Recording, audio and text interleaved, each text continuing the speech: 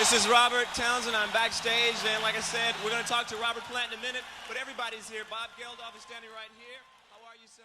Coda's release date was pushed back, not to compete against Plant's solo record. Robert Plant's Pictures at 11 was released on Swan Song Records on June 25, 1982. It rose quickly towards the top of the album charts in the UK and America. The front cover showed the singer wearing latest fashions. The album sounded close to Led Zeppelin's latter period, like Into the Outdoor Part 2. Although the voice was the same and the overall sound was good, unfortunately some of the songs recorded by Plant as a solo artist for this album were not sufficiently strong to mean that things were just the same as before. He was finding himself and taking chances. And here's the latest news in the rock and roll world. Just like the Stones, Foreigner's been touring in Europe. During one of their dates in Germany, Jimmy Page and Robert Plant of Led Zeppelin joined Foreigner on stage. It was the first major appearance by members of Led Zepp since the concerts for the people of Kampuchea in 1979. That was held in London. As you probably know by now, group vocalist Robert Plant has just released his first solo LP since the demise of Led Zeppelin 2 years ago. It's called Pictures at 11. And earlier this year, Jimmy Page, guitarist for the group, wrote the music for the soundtrack to Death Wish 2. And I'll have more news about the members of Led Zeppelin in the near future. Now, the big question, I'm sure that everyone would really love to know, because... Do I dress to the left or the right? I didn't know, I said that to you in 1975. Yeah, you did. You're still using old lines. Listen. No, I didn't think it was an old line. It's that old, nobody remembers it. You know it. So, listen, are you going to tour on this particular album to support the album? We'd love to see you on stage, you know? Well, the doors are open to everything, except for touring. I mean, I can't tour with...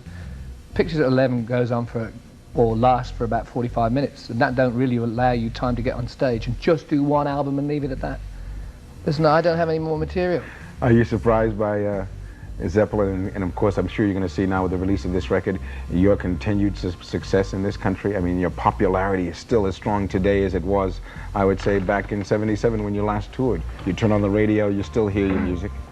Yeah, but this is different. This is not the old regime. This is a new sketch. So, I mean, who can say what will happen? No, I mean, I'm really interested. I mean, whatever anybody thinks in the business, if you call it the business, and people who've heard the record, people who may like it or may not like it, it's interesting. It's an interesting phase to see. Yeah. Would you think maybe being hesitant too? I'm sure, because we talked about that before, you wouldn't want to go out there and they're going to start yelling all the big Zeppelin songs, Kashmir, whatever. And would you feel obligated to do that? No. No, those songs belong with a certain bunch of guys and they don't belong with anybody else. I'd concern myself with anything that's going forward. There are people who maybe never listened to Zeppelin, or there are young kids around the corner who perhaps are not aware of what I've done in the past. And really what I'm talking about is the future, the present and the future. It's like what's going on ahead. So if a single is going to open the door to what I'm doing, that's great.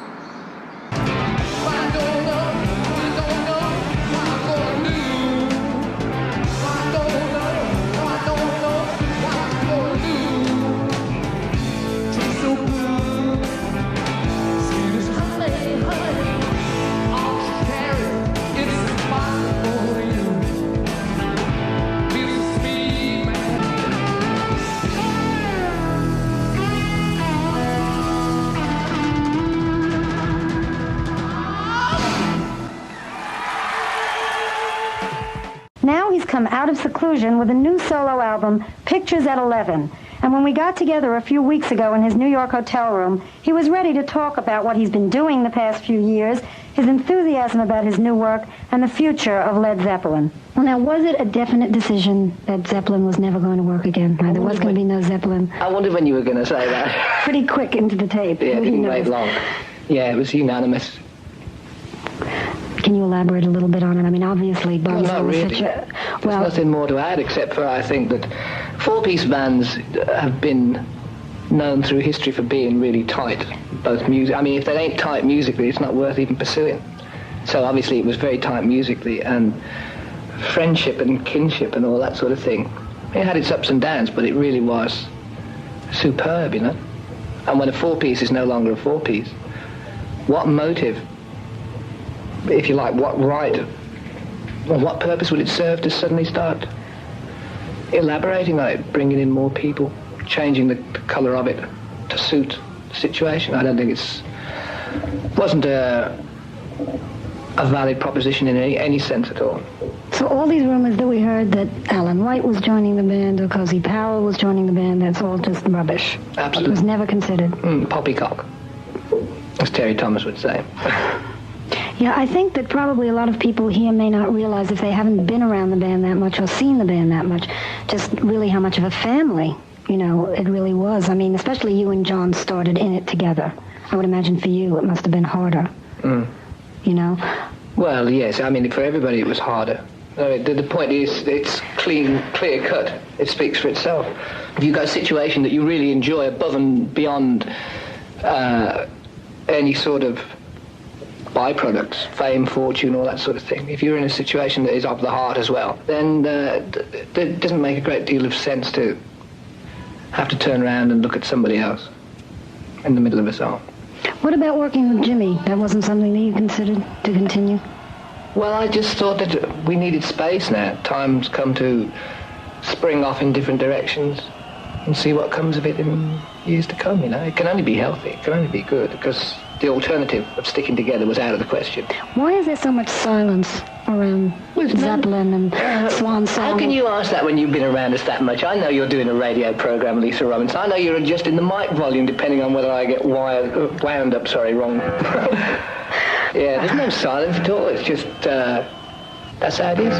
The group's finished, and people go back there and they do what they have to do. I don't think you've done interviews, have you, since 77? Lisa, you're the only person in the whole world who's a female who'll get within about 2 yards up. You know, because you're so charming. I know, and you wouldn't come in the jacuzzi to do the interview. No, I certainly wouldn't. Wouldn't be broadcast quality. I think it'd add a little bit of flavour to it, wouldn't it?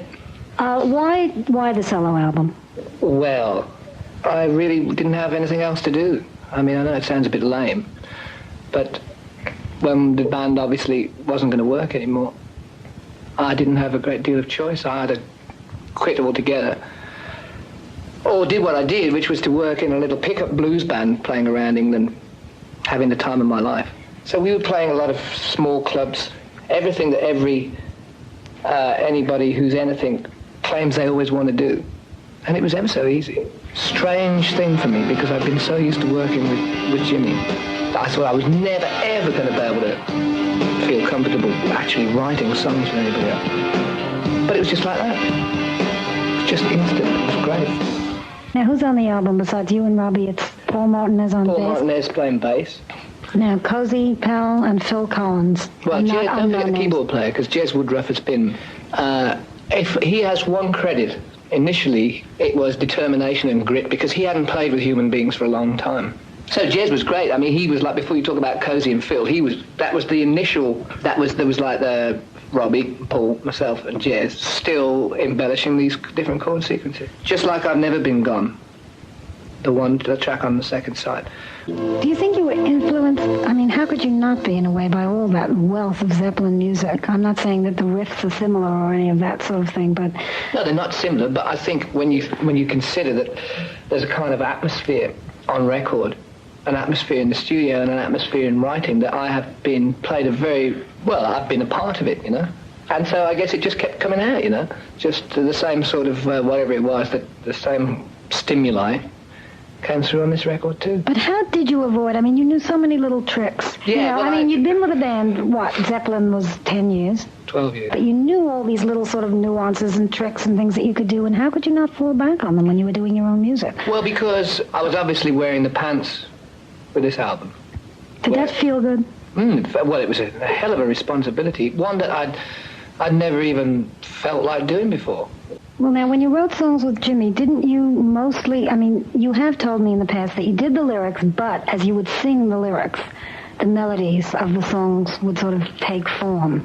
I mean, was it very clear-cut that Jimmy wrote the music and you wrote the lyrics? How was this different, or was this the same? Well, it was more or less the same, except for I probably played a bigger part in writing the music, because First and foremost, I was allowed to play the guitar. You weren't allowed to play the guitar with Jimmy? Oh, listen to this, Lisa. No, of course I was allowed, but I made such a noise. It was dreadful. But I guess I had some clear-cut ideas of what I wanted to do now, musically. And as they got better and they became more embellished, then I put the guitar down. And what you hear started coming through. You sold out. Always, every time you came to tour here, even when people thought Zeppelin was finished, you know, and it was a dinosaur band. Still, I mean, were you to come back in 1980 or now or whenever, it would have been the same thing, I think. Yeah, but only Don't you? because we were good. We went on stage, and as a four-piece, as I said in the beginning, we had to back everybody's... We had to sort of put our backsides on the line. Did you ever worry about whether you could or not? Well, it's very hard to look after a voice, but it's boring to talk about it. So, I mean, it's hit and miss, really, when you sing. You know, there are parts of live stuff that I've heard. The song remains the same when I could have done Black Dog an octave higher, but I didn't, because I was tired. I wasn't tired, but I was shattered, you know. What about the... I mean, that's neither here nor there. The point is, the business on stage was done. What about the energy? What about the enthusiasm? What about just getting up to do it? Oh, it's lovely. Always. It's wonderful. Even with all the things that you've been through. Yeah. Because you've had some pretty heavy things happen to you in the past 10 years. That still doesn't take away from the enthusiasm that I got to sing. If people are interested still in Zeppelin, I mean, is it something that you feel it's part of the past, or is it something you're proud of? Or? Well, I'm very proud, obviously. It is now part of the past. It's a part of my past and your past. We all had a great time. I mean, it sounds really lame, you know, but I mean, my main intention, obviously, is to go with this and to go with the next album. I mean, we got about five titles together for the next one. Really? So it's a keen working setup. If you were going to tour, when would that be? Do you have any thoughts or plans? Or? Well, it would be, obviously, in the future. But, I mean, how do I know? I don't know. How do you feel about having been really the sort of quintessential sex symbol in rock and roll, you know, with the strutting and the tight pants and the open shirt and the long flowing hair? And Nah, it was David Coverdale. Who? No, it wasn't. It was you. I'm sure it was. I remember.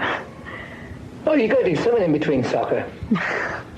I don't know. What can you tell me now? What can I tell you? Well, I mean, you enjoyed it all, didn't you? Yeah, I enjoyed singing. And what am I going to do? Stand there with a cup of coffee and a cigarette? Don't you think you're vain? No, of course I'm not vain. Well, if you can't be serious about yourself, can you? How can Plenty of lead singers who are quite serious about that whole image. I had a spell for about a week and a half or something like that. And then you have to really smile at it all. Bonzo used to say to me, don't matter how you sing, just go out. He said, you know you can't sing that well from night to night, just go out and look good. So when I used to really hit some good parts in a song, I used to turn around to him and shout, how do I look? It was great. You can't even keep him on the screen. Friday the 13th, Part 3 in 3D. Now, when it comes to killing in Jason's woods, Jason will come to you.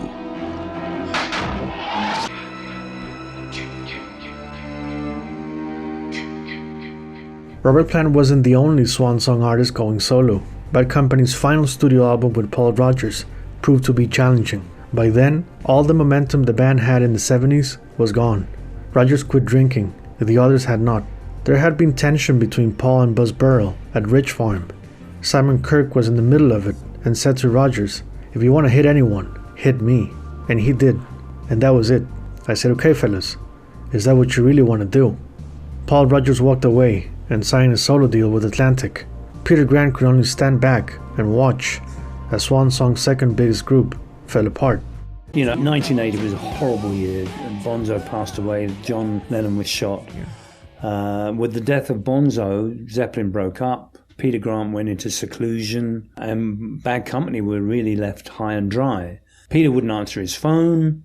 I actually went down to his house, a long 3-hour drive, to try and just talk to him and see what the fuck was going on. He wouldn't see me. And that was it. Paul said, I'm out of here. I can't work like this. Yeah. And he took off. And we were The rest of the band were just left twiddling their thumbs. Zeppelin broke up, much to their credit.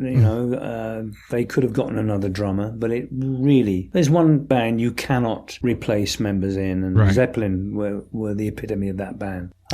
So we were just left twiddling our thumbs for a couple of years, and that's when we got Brian Howe in. Was there any acrimony between you and Paul? Did he just leave? No, not at the time. Yeah. We were all fed up with each other. There'd been a fist fight between Paul and Boz when we were making Rough Diamonds. Yep. That was terrible. We managed to get through and finish the album, but really the band was in tatters. We all went our separate ways. Led Zeppelin's posthumous album Coda was released on November 19th, 1982. It reached top 5 in Britain and top 10 in America, but suffered the fate of many others who were eclipsed by one album released on November 30th. Other associations were also coming to an end. Peter Grant had split from the remaining band members. Swan Song appeared to be in terminal decline, and Robert Plant was separated from his wife Maureen and later divorced. December 4th, 1982. Robert Plant sent a letter to Peter Grant explaining why he no longer wanted him to be his manager, addressing the distance between them and utmost respect for him. Representation at this stage that requires availability on a day-to-day basis, it's impossible. It may be unfair to expect a return to the routine of all those years ago. Grant was devastated by the letter and tore it apart. Plant hired Peter's assistant, Phil Carson, to be his new manager. Peter Grant never mentioned the letter publicly. Coda saw the arrival of bonus track material through several re-releases. The 1993 and 2008 versions feature 4 bonus tracks in the ways of Baby Come On Home, an outtake from 1968, Travelin' Riverside Blues, a live BBC take from 1969, White Summer Black Mountain Side, a live clip from 1969, and Hey Hey What Can I Do, a B-side single recorded in 1970. These bonus tracks were also featured on box sets 1 and 2 from 1990 and 1993. The 2015 version is the mother of all Codas, with 15 bonus tracks and quite possibly the album to benefit the most from the super deluxe treatment of the series.